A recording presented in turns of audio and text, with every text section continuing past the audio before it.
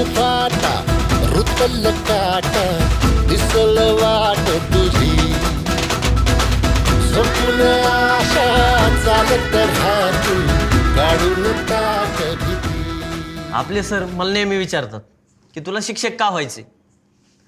तर सर, एक सुशिक्षित व्यक्ती एक कुटुंब घडवतो, पण एक शिक्षक अनेक पिढ्या घडवतो. म्हणून मला शिक्षक व्हायचे.